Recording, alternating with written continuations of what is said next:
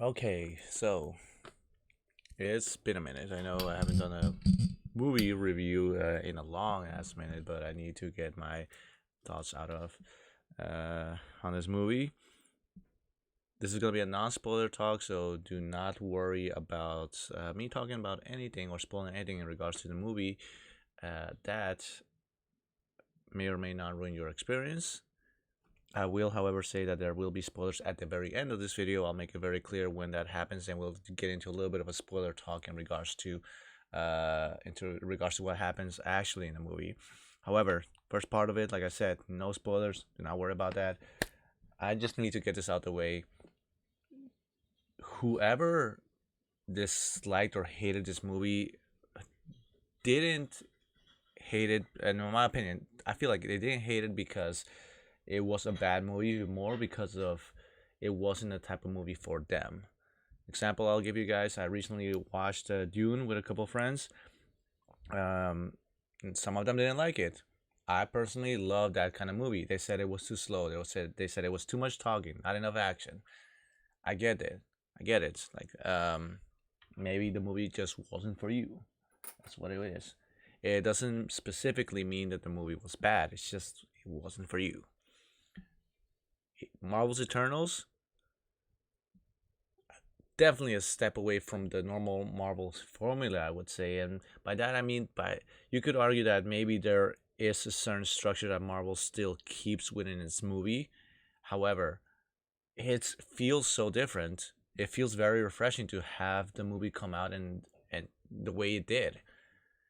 Um, Everything from the all-star cast, first of all, that you have going on, to the theme of the movie. Um, Again, the fact that it's just isn't your here's your origins, here's your villain, big fight at the end, and now let's lead into what possibly a sequel could be.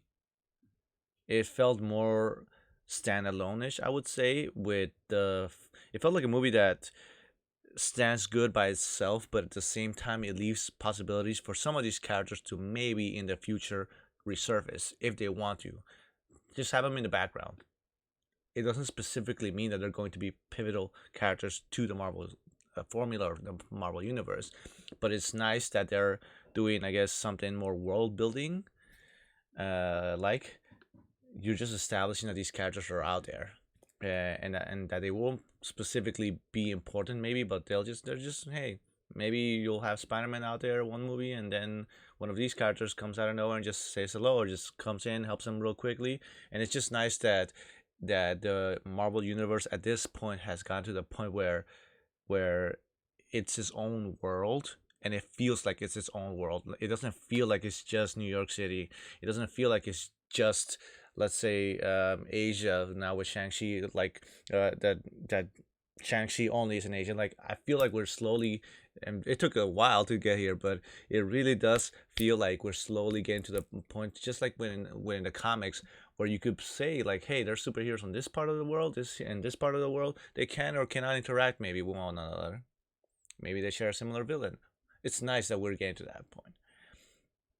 Team wise, as I wanted to say, very different. Definitely a little bit more slow paced, and not in a bad way. You have a lot of characters that you are being introduced to for the first time. You have to somehow care about them. It doesn't do a perfect job in it, I will say, because I feel like certain characters don't get enough screen time, or don't get properly developed. They have this little issue, I will say, on my little nitpick of the movie, where sometimes a character literally has to tell you what is going on, story wise or character development wise, for you to get, oh, I guess he was feeling this, because they don't have enough time to establish that by show don't tell measure features. Which again, if you know me, I love me some show don't tell. Like I prefer a story being told to me, shown to me, instead of verbally verbalizing just everything as it is, just because we're either not smart enough to get it, because the director thinks we're not smart enough to get it, or because they don't have time to establish all that background. Um, and just because of the runtime, it is a little bit of a lengthy movie, but you have a lot of characters, so you don't have enough time literally establish, give it a origin story and a in-depth character analysis to every single character. So I get it. Minor nitpick, it didn't bother me that much. Like, I accepted it for what it was. I can see people having issues with that though. On the other side, the characters, again, the all-star cast. I gotta pull these guys up real quick. So, Eternals casting. Angelina Jolie did an amazing job. She, I actually brought it up to my roommate earlier. Like, she has this, her character Tina. She has this one particular. She has this very particular quirk going for her, and her as an actress, she does an excellent job in bringing that quirk out. Kit Harington, it's nice to have him around. He's not a, unlike the trailers that you probably saw him being featured a lot. Like, he's not a main protagonist. That's not a spoiler. He's there, and it's nice to have him at least established. So in the future, if we do see him, we don't have to be like, who the hell was that? Because his character is also a little bit more obscure for those that don't know comics. So it's nice to have a small introduction towards him. Richard Madden, who played Icarus, great, did an interesting job, I'm gonna say, playing the role that he did, which also will lead eventually to what I want to talk about. But his Icarus, great, for what it was. It didn't, the Icarus character didn't need to have like perfect acting or whatever. It just needed to be a certain role, which I'll go into later in the spoiler talk. But he did a good job for what it was. Cersei Gemachan did a great job. Again, another thing that I do want to point out is that the female casting here is great. Like, the female leads do a good job in establishing like a not too cheeky, not too oh, it's just Marvel pushing women forward kind of role. It's more of like they have that demeanor that they're intelligent and powerful and smart and caring, and this movie did a good job to make it feel natural. That's what I want to say. Selma Hayek did a, again, there's not much else I can say. She's a great casting. She did her role well. I guess she played her character very well. She didn't have to go too much out of her way to do anything extreme, but she fit her character, her role well. Donnelly, who played Gilgamesh.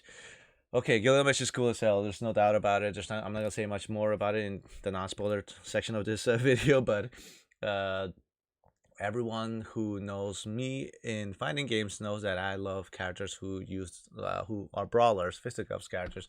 So Gilgamesh obviously is going to be one of my favorite of the crew. Druig, Barry Kogan, I hope I'm pronouncing his name correct. Like, what's a really fun character, actually. I was not expecting to like this character as much as I did.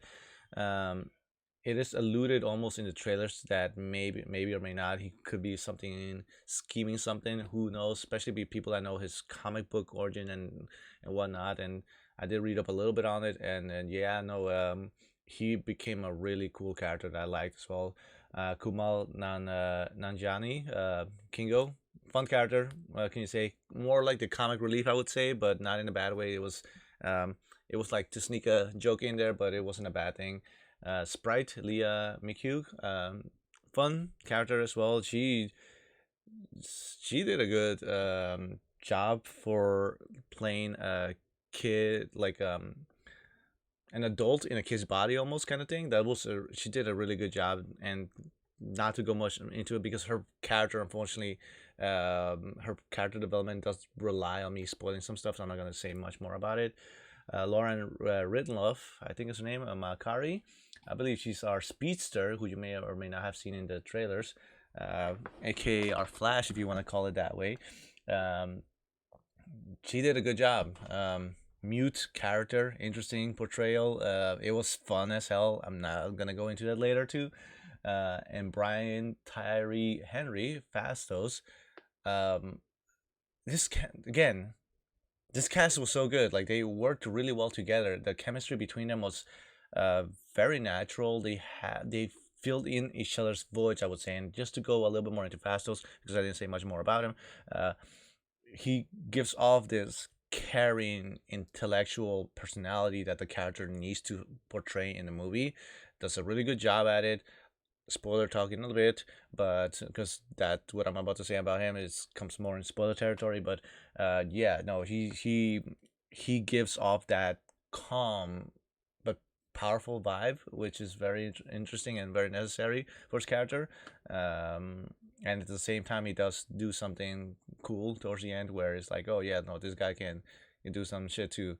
So yeah, the fact that this movie got review bombed like crazy. I'm looking right now actually on the screen. It says 46 Rotten Tomatoes, Metacritic 52, 6.9 out of 10 on IMDb. Like, I will say, if you were interested in the concept of a slow burn, more talkative kind of Marvel movie, basically an actual story being told with action sequences here and there and character development, and also a story that has you thinking a little bit. Not It's not like a deep ass movie. It's just it gives you like these little things that make you question. All right, like this is a situation these characters are in. What would you do? Like, how would you feel? Like, if you're into those kind of movies, I would say give it a shot. Don't let the Metacritics or the reviews scare you off it. Don't think that it's a bad movie because it's quote unquote poorly executed Marvel movie. It's a different kind of Marvel movie, and I applaud the director Chloe Zhao for taking the liberty of going about the its way her way to make it the way she did. Is It's a fun movie. I will say that for someone like me, it was a really fun movie, because they bring up a couple of topics that may or may not be semi spoilerish, which I'm not going to say right now. That yeah, no, just it doesn't make it just a punch fest, and the threat is there. The villains are there. We'll go into that later. I do want to say that, just like with Guardians of the Galaxy and the Avengers, like, this group of people needed to blend well with each other. They needed to have a good chemistry with one another, and I feel like they nailed that out of the park as well. Um, we also have to keep in mind, and this is something that you have to keep in mind in regards to, let's say, Icarus's character, Icarus, that these are aliens. So just because, and this is not me to down talk or to defend their acting, but you have to a certain degree also put yourself in the idea of, like, these are aliens, they are not human. The idea is that they don't act as natural about certain things as we do. So it feels more justifiable when you say, let's say, why is he acting so cold in this situation? Then maybe it's because he doesn't feel shit for the situation. Maybe that's what it is. Just that's where I'm getting at. Go watch it. If you liked any of the points that I brought up earlier, go watch the movie. That's all I can say. I gave it an easy 8.9 out of 10 on my Instagram, for the sole reason that it leans closer towards a 9 than it does an 8. I feel that 8 doesn't justify it. Visually, it's beautiful. Soundtrack, it was okay. Uh, Pacing, it was quite well placed together. Um, Again, they had to work with a lot of characters. They established them well. The villains, yeah, were cool. The portrayal of everyone individually, they had just enough screen time to, like, make it work. And is it a family movie? Not really. I think that it really dedicates itself towards certain people. So uh, again, I gave this example earlier to my roommate as well. Like, it's like the opposite of a Fast and Furious movie, I guess you could say. There's action in it, but there's a lot of talking as well, and the talking is mostly the important part of this movie. And yeah, no, that's the non-spoiler part of this review. At least I will go into heavy spoilers as of right now, so please, if you have not watched the movie and you care anything about the plot, and you care about not getting spoiled at all about this movie, then either turn off your headphones or pause this video, come back, watch this video back again after you watch the movie.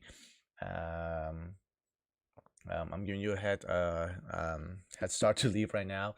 Just like the video if you liked it, dislike it if you disagree with my points. Otherwise, tell me what you thought about the movie in the in the comment section. Please do tag in highlights or in all caps spoilers on top of your comment if you're gonna talk about spoilers, just to make sure no one else gets their experience ruined. Um, but okay, so let's talk about this movie right now. I want to first of all uh, say that the build up to Black Knight, King Tyron's character, is great.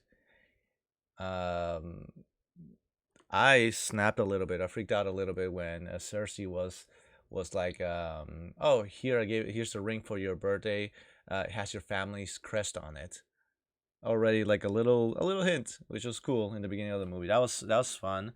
Um, I'm okay with the back and forth of going to their past and establishing why they went a certain route with their personalities and their characters and their own lives. I'm okay with the occasional flashbacks while still moving forward along the lines of the actual story progression. It is definitely something that makes it a little bit different than past Marvel movies that just have the beginning and this is the end line, the in timeline wise. This one gives you what's going on in the present day, and it occasionally flashes back to certain pivotal moments when you need to know about them. And so, shout outs to the director for taking that, making that decision and that directing decision.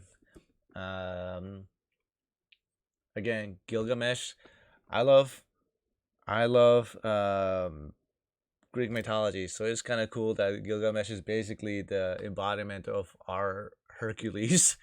Um, it's cool that these aliens came in and in the Marvel universe they're established as being the what would be the inspiration to our myths, our our stories that we tell about. Like when they were in Babylon, and you see one of the deviants, which is like the monsters. You guys should know about this if you're looking at the spoiler section.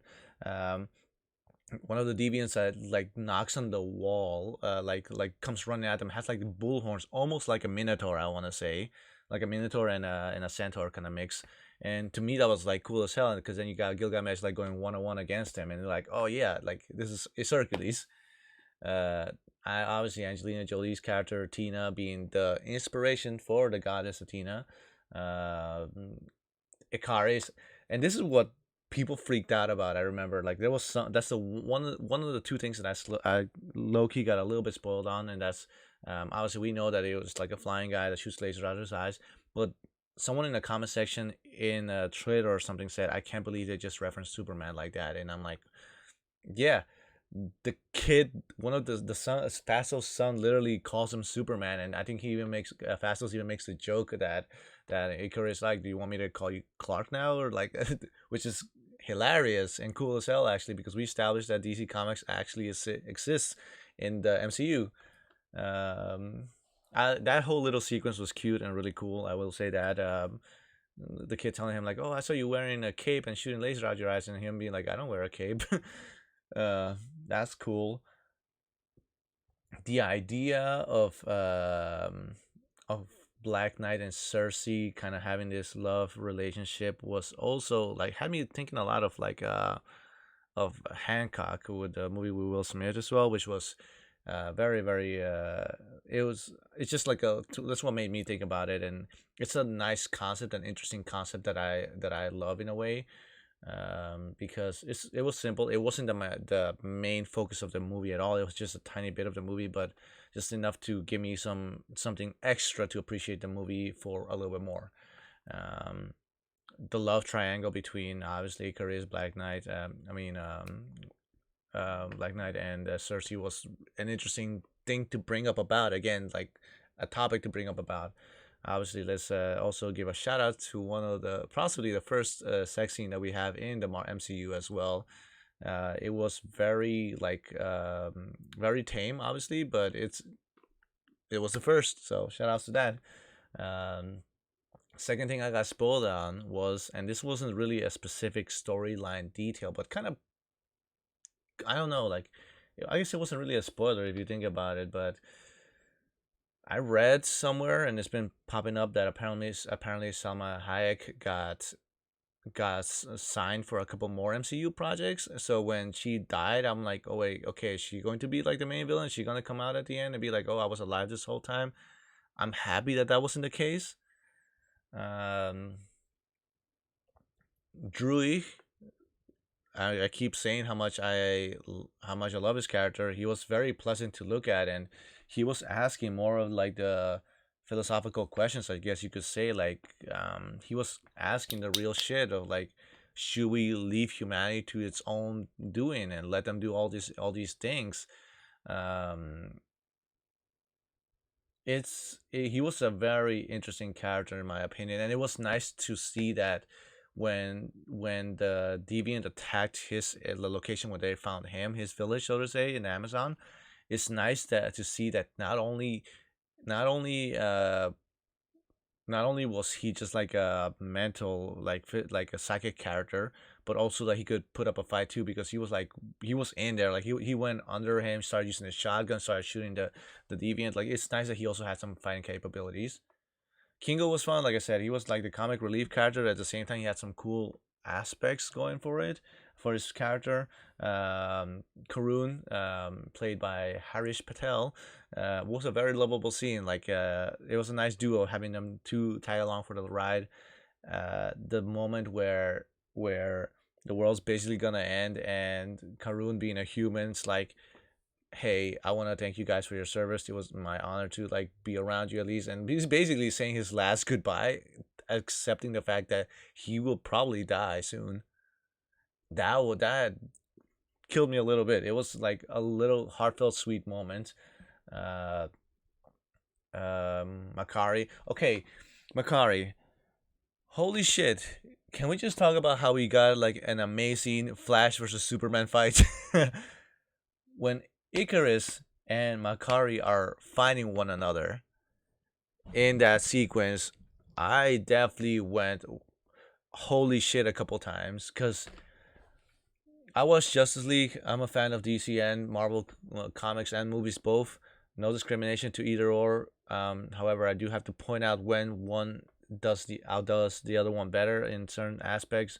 And I will say that I loved the Justice League sequence. I don't want to have to compare it to, obviously, I'm sorry, but I love the Justice League sequence where Superman, it just comes back to life, and he's basically just fighting Aquaman, Batman, Wonder Woman, and Flash.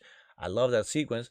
However, the Makari and Icarus fight, is basically just Flash versus Superman, and that was so well done. It was so fun to watch that little sequence.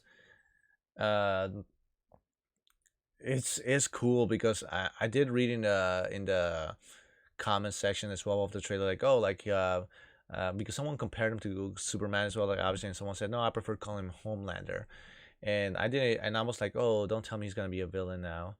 And he, yes and no, in a way. He's like, there's a purpose for why he does what he does, and that's why he comes so cold as a demeanor as well. I'm sorry if I'm getting this wrong, but the Walish or like slash or like a Scottish accent that you guys coming, I don't know, sorry, the accent that you have him coming off from, like it works really well, and it adds to his personality and his character as well.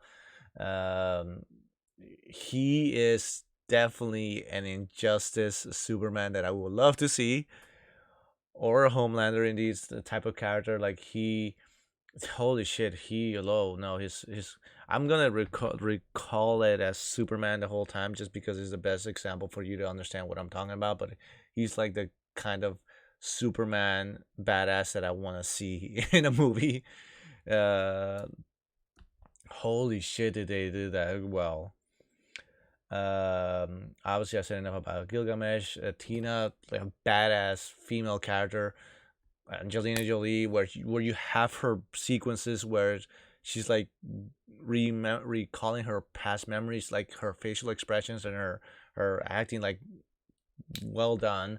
Um, I spoke about how the ladies of this movie did an excellent job in portraying this confident, strong personality, and I brought this up earlier as well when I talked about the movie to other people, and that is that it all feels natural.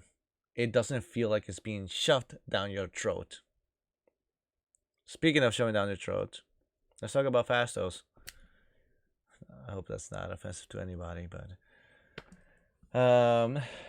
obviously there's been a huge amount of complaints, I guess, in several countries about how um, how there is a gay couple in the movie.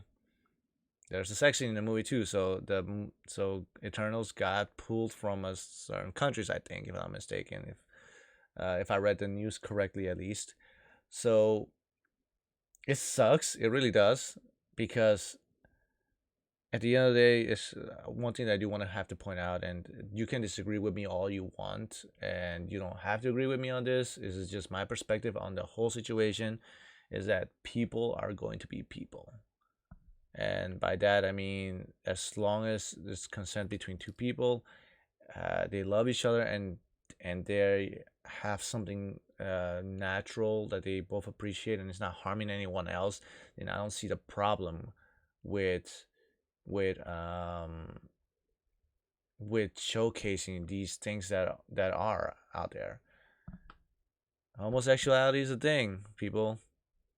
It's out there. It's you people will claim that it's unnatural. Well, it's been there. It's been there for years. It's just that that's been either suppressed or and I don't want to get hella political on this topic. I'm talking about fucking movie right now. But it's been out there, and some people just either decide to suppress it or just completely ignore it, and therefore blindside themselves from the fact that it's there. So, and mind you, the sequences of like the gay couple thing from this movie are not bad. They're portraying two fathers and a kid they're doing nothing wrong. At best, maybe a kiss. That's the only thing that was really happening in the movie that I could see be like, oh, I guess this is why they're refusing to showcase this movie. Okay, but the relationship, it doesn't feel like a flamboyant gay guy with that wears pink all the time, or like, or has a fucking a room full of like sex toys and whatever the fuck. It's none of that. It just feels like a normal loving home. And Fasto's story is a tragic one, unfortunately. It's one of him caring so much about people that he wants to help them grow, and then when he sees what people do towards one another, he loses all faith in humanity, and he lives for years. He lives by just with that mentality, to the point where he finally finds someone who happens to be the same sex. Well, if you even because aliens and shit, but in our view, it's the same sex, and they decide to have a kid, and it brings up his hope back again for humanity. It's a wholesome story. Like, I don't little sequence a little. It's a wholesome character development for him. Um, that whole sequence was fun too. Like I said, with his kid, and his reaction towards Icarus was hilarious. And one thing that I did pick up, that I did understand as to why maybe this could be controversial, I guess, would be because I guess his husband is it wasn't Spanish from what I heard. It wasn't French. It wasn't Dutch, from the languages that I speak. It didn't sound Russian. I want to say that it was Arabian, maybe, and maybe that's why it was a controversial thing, I guess, because I know some of those countries are not comfortable with showcasing those things. I'm not gonna get much more into that. That's all I'll say. But that's probably the one of the reasons as well why.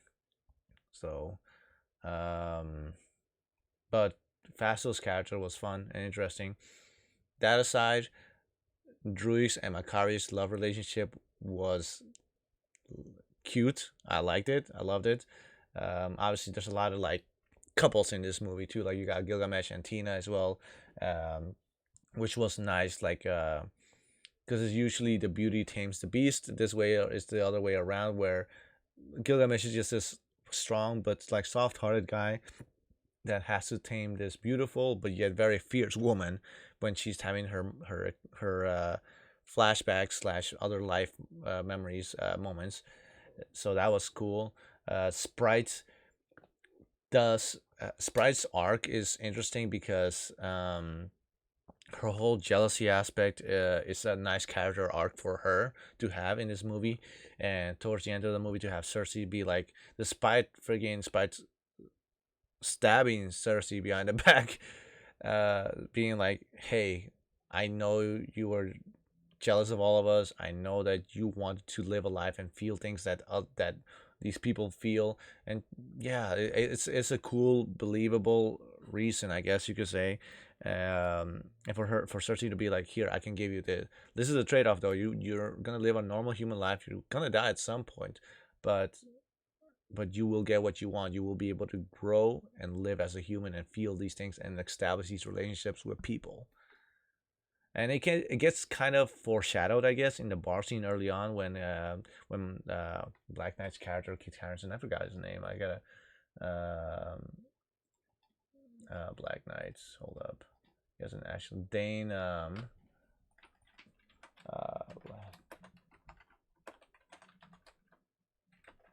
Dane Whitman. That's what it was. It gets foreshadowed when Cersei and Dane are in the bar and Sprite transforms herself into like this adult woman, and she's trying like to hit on this guy because technically she's age wise she's technically older than everyone else, and human wise. So and then the guy tries to hold her hand, and then it's just an illusion, and she's like, "Oh no, it's just her imagination." She just goes back and turns back to a kid. Um, it's gets foreshadowed, so it's out there. And Kingo, like I said, I haven't said this enough, but he's his whole thing of being like the comic relief kind of character, but still kind of believable towards the end of the movie. Like he kind of doesn't help out at all. He helps out throughout the movie, throughout the fights, and brings up that comedy in there when necessary. But the fact that at the end he's like, I don't want to fight you guys. I don't want to have beef with you guys. But at the same time, I can't agree with what you're doing or what you're about to do. So I'm gonna step out of this. And the fact that they're still in good terms towards the end of the movie, that's nice to have. Salma Hayek's character, Ajak, um, was nice for what we got. Like the caring mother and the mother of the team. Literally, it was nice to have. There's not much I could say about her, unfortunately, just because we did get her introduction and we did her personality. Her personality is just like the mother of all gods, as you could say, like the Hera to the Hera to the Hera to not even Hera. I would say maybe the Gaia to Zeus and Poseidon and Hades. That's what the best way to describe it. She's yeah. That's the best way to describe it, I think. Yeah. Um, and really, I'm just having a hard time trying to visualize um what more to compliment, because this was pretty much her main role and she did what she had to do with it. She didn't need to go out of her way to do anything else. And so it's not bad. It's not obviously it's not amazing, but it's not a bad thing either. That she did what she had to do as her character, and she played her role in it. Um, who am I missing now? Am I talking? Oh, we haven't spoken at all about Icarus. Icarus. Um, well, I've said a couple things already, but like the idea, I think someone in the movie brings up like um oh, do you fly too close to the sun or something like that. The fact that again we have to remember that these characters eventually inspired human myths, human mythology, and stories that would get passed down through ages because of their certain involvements during the fights against the deviants early on. That it was cool to have him portray the character he was, because you knew as soon as I wanted to see a Gilgamesh versus Icarus fight, which we didn't get, unfortunately, because that would have been something completely different, and I guess that would have been more of like a brawl fest. But the closing of him flying against inside the sun, just to basically say, "Fuck it, I'm done with this. I have no more will to live." It's was a nice little touch, I will say. Um, and the idea again, bringing talking back to the coming back to the writing and the directing of Chloe Zhao, where she decides to go with this movie more in a more intellectual aspect and start asking yourself like, what if you were brought in to do this one thing for thousands of years, and out of nowhere you find out that it's actually to do damage to something that you love. What would you do if your whole existence was a lie? What if your purpose in life was changed, had to be changed? Would you be able to accept that? Asking those questions in a very base format, it's cool to have in a Marvel movie and to see a little bit of difference. Um, so villain wise, it's nice that we got the deviant that evolved. That's nice. It was fun. It wasn't amazing. It wasn't the best well written character either, or best well written villain, but the understanding and his explanations or its explanations for why it was doing why it was acting and so aggressively and wanted to kill the Eternal so much was understandable. Like, okay, I get it. You have a good reason to be this pissed off. The Celestials themselves are cool as shit, and I am freaking out right now because I have said this before when we spoke about Galactus.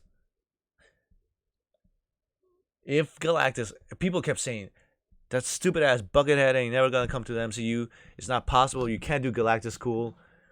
At the end of this movie, when you have the Celestial just showing his big ass face on the planet and it looks scary as fuck, I got hype in the theater. I'm like, yep, and this is why Galactus can work. Because Galactus is gonna look the meaning. It's like it's gonna look scary as shit. Like imagine just an eyeball looking at you from the sky out of nowhere. That's some Hellstar Remina shit from Junji Ito. If any of you get that reference, so that part got me excited because it just I just said to myself like, all right, what I said is true. Galactus can work. Um, So, and you have literally like a celestial, which is like this huge ass alien body in the middle of the fucking space, just hovering. It works. Galactus can work. So, yeah, the Celestials was good. Icarus as a villain was good. I said it before in the non-spoiler section of this review that Fastos has a really cool badass moment where when he's holding Icarus down by the sand with the technology. That's cool as shit. Like the fight against Icarus was really fun for what it was. It wasn't too crazy, it wasn't too flashy, not too extravagant. There were a lot of particle effects. Yeah, that was there unfortunately, but it was a good fun fight. Uh I will say I didn't 100% comprehend Cersei's plans toward the end of like I would have to rewatch the movie or like have someone explain that to me, but I did not comprehend her plan exactly of hey, let's whatever the fuck they did to stop the Celestial from waking up. Sure, but the post credit scene, Pip, fucking Pip, getting a finally revealed. I swear I was gonna freak out because this was shot before they casted Adam Warlock, right? So I swear I was gonna freak out. I thought to myself, like, imagine if they had Adam Warlock come out of nowhere. But no, you had Harry Styles' character, which I think his name was Eros, I think, um, aka Thanos' brother, pops up and saying and pulls up like the sphere, the golden sphere that Ajak and Cersei had. Be like, oh, your friends are in trouble. So that's interesting to see what's going to happen. A second post credit scene with Black Knight, freaking Dane Whitman, freaking looking at the dark sword, freaking the cursed sword that's gonna turn him for real into Black Knight. It's cool as shit. And I didn't know who was the voice actor, whoever said that to him. Are you sure you want to take that step? Um, I didn't know who the voice actor was. I was like, huh, who is that? And then the guy in front of me, who I guess loves comic books too with his girlfriend, he said, oh, that's Blade. And I'm like, oh shit. And as I'm looking at the casting right now, I see about Hershala Ali in the casting. So yeah, yeah. Oh my god, I can't wait for that Blade movie. Marvel has shit coming for it, man. Like you got Moon Knight coming up, you got Spider-Man No Way Home, this is coming like what next month already, which is Jesus Christ. Uh Jeez, we got Thor: Love and Thunder, Guardians of the Galaxy 3, Ant-Man and the Wasp: Quantumanium.